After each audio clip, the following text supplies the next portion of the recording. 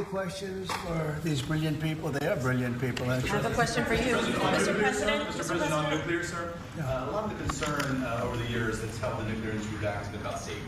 Are you satisfied with those safety concerns? Yeah, we are. It's become a very safe, actually it's become very safe, and a tremendous work's been done on that, more than anything else, and it's really the automatic shutoffs. There's so many different things that they have now that they would have never had. You know, my uncle was a great nuclear person years ago, and that was a different, if you would have asked that question, probably it would have been a much different answer. But they have tremendous shut-off power and other powers that, and it's very redundant, as I understand it, like at a level that nobody's ever seen before. So it's safe.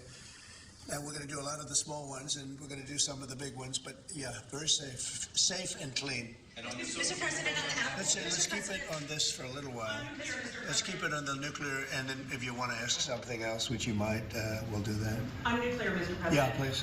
What do you say to folks who are concerned that speeding up licensing or even doing fuel reprocessing raises safety and proliferation? Yeah, we're going to get it very fast, and we're going to get it very safe, and we're going to get the people in and out, and they're going to do plants. In many cases, they'll do 3 or 4 smaller ones and put them together. That's what France has done. France has done a good job of this for years. And they, as I understand it, they had basically one plan. And if they needed more, they'd do 3 or 4 or 5 of them. I don't know, we have to go that far, but you know, there's something about building one big one. But we'll build the big ones too. We're gonna have, I think I would say we'll be second to none, because we're starting very strong. But it's time for nuclear, and we're going to do it very big. Yeah, please. Mr. President, what about the European Union? You said that negotiations are going nowhere. Where are the kind of points where they're slow moving?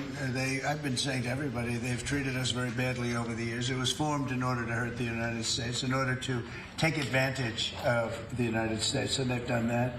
We have a big deficit with them. They sell millions and millions of cars, as you know, Mercedes and BMW and Volkswagen and many others, and we were restricted from, essentially restricted from selling cars into the European Union, which is not nice. And I just said it's time that we play the game the way I know how to play the game. You know, they've taken advantage of other people representing this country, and they're not going to do that any longer. Yeah. Mr. President, you are a deal maker, deal breaker. What are you hoping to achieve with a 50%? Tariffs on the... Well, I think this is, there is no tariff, because what they'll do is they'll send their companies into the U.S. and build their plant. You know, we have, I guess, over $12 trillion practically committed. You look at other presidents, they haven't had $1 trillion for a year, for 2 years, for 3 years. We have numbers. Nobody's ever seen numbers like we have. And if they build their plant here, then they have no tariff at all. Are you looking for a deal in 9 days? Will you be able to do that, sir? I'm not looking for a deal. I mean, we've set the deal, it's at 50%. But again, there is no tariff if they build their plant here. Now, if somebody comes in and wants to build a plant here, I can talk to them about a little bit of a delay. But, you know, while they're building their plant, which is something I think that would be appropriate, maybe, we'll determine that. Is there anything the EU can do? I don't know. We're going to see what happens. But right now, it's going on June 1st. And that's the way it is. No, they haven't treated us properly. They haven't treated our country properly. They banded together to take advantage of us. And the people behind me know, because they had some of that with their industry. But generally, you know, we signed a great deal with United Kingdom. We have numerous other deals that are ready to be signed. We've signed a deal with China. We have some really amazing deals, but the European Union, I mean, the sole purpose was really not to hurt us, but to take advantage of us, and we're not going to be taking Mr. President, on Apple, you said this morning that if they don't make their iPhones in the U.S., you're going to hit them with a 25% tariff. Right. Do you have the power to tariff one single company, and why would you want to hurt an American company in that way? It would be more. It would be also Samsung and anybody that makes that product. Otherwise, it wouldn't be fair.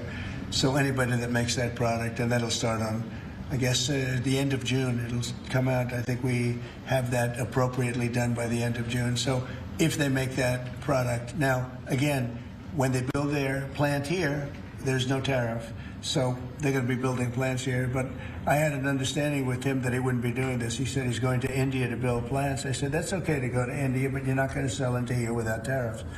And That's the way it is. Yeah. Why would you put an American Confident, company? sir, what makes you confident, sir, that Apple can build in the United States at a price that American consumers? Oh, they can. No, they can. And a lot of it's so computerized now. These plants are amazing if you look at them, but they can do that. And actually, as you know, Apple's coming in with $500 billion. So are the chip companies. We have all of the chip companies coming in. The biggest, $500 billion, $200 billion, $250 billion they're spending. But we're talking about the iPhone now, and the iPhone, if they're going to sell it in America, I want it to be built in the United States. They're able to do that. When you said that Walmart should keep the cost of the tariffs, is that an acknowledgement that it is U.S. companies that bear the brunt of tariffs? Sometimes the country will lead it, sometimes will not lead it, and sometimes there'll be something to pay, something extra. I've always been a fan, and I've always believed in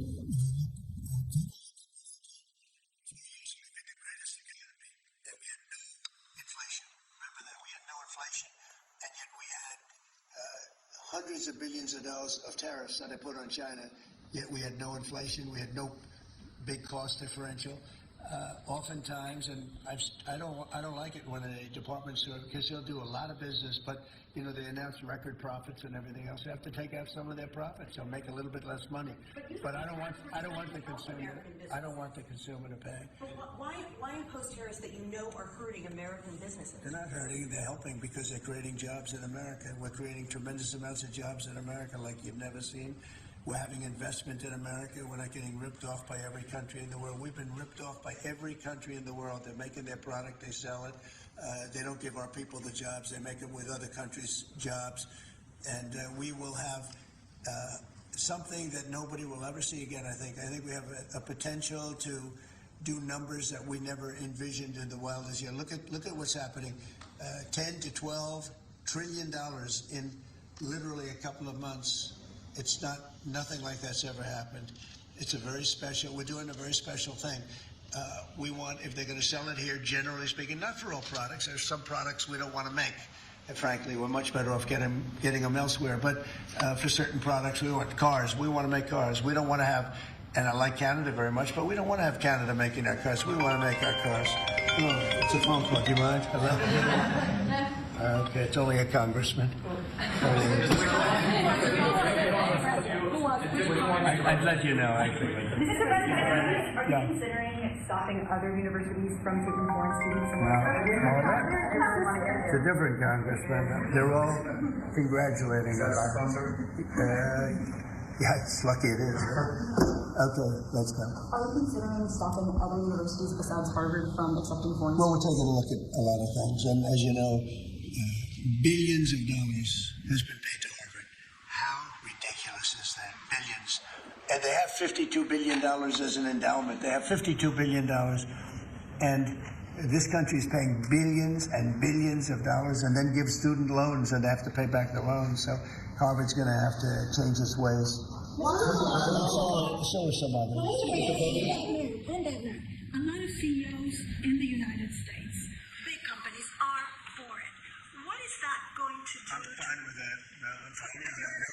We want to do that. We're actually going to be doing something in the near future that's going to make it possible for people to come into this country and come in and have a road toward citizenship. And I think it'll be very exciting, but it's too soon to speak. Why do you not want the best and brightest from around the world to I do, but a lot of the people need remedial math. Did you see that?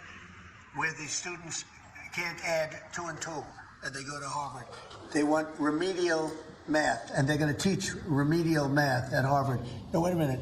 So why would they get in? How can somebody that can't add or has very basic skills, how do they get into Harvard? Why are they there? And then you see those same people picketing and screaming at the United States and screaming at, they're anti-Semitic or they're something. We don't want troublemakers here. But how do people that can't, when Harvard comes out with a statement that they're going to teach some of their students remedial math, that's basic math, that's not the deal. Okay, and any more? Are there other countries you're considering shortening the 90-day pause on tariffs for? And then are there specific steps you're looking for the EU to take? Well, we have a lot of requests, and you don't have the people to handle it, frankly. Everybody wants to make a deal. I'm sure now the European Union wants wants to make a deal very badly, but they don't do it right. They don't go about it right. The other thing they do is they sue our companies all the time. You know, they have suits where they're judges. I don't know if they're appointed by them, but they're definitely Europe-centric, and we're not going to stand for it. They won a $17 billion lawsuit for Apple, and I read that case, and that's not a case that should have been won. They're suing other of our companies. They use this as a weapon, but they use it really to raise funds for what they do. It's almost like a fundraising mechanism. So we add that to the fact that they do the non-monetary tariffs and lots of other trading, you would call them trading barriers. They don't take our cars. They don't take our agriculture. They don't take anything, but we take their cars by the millions. And therefore, they have the jobs, they get the money, and we get closed plants. It's not going to happen that way anymore. Thank you very much, everybody. Thank you. Thank you, press. Thank you, press. Thank you. Please don't. Thank you, press. Keep moving.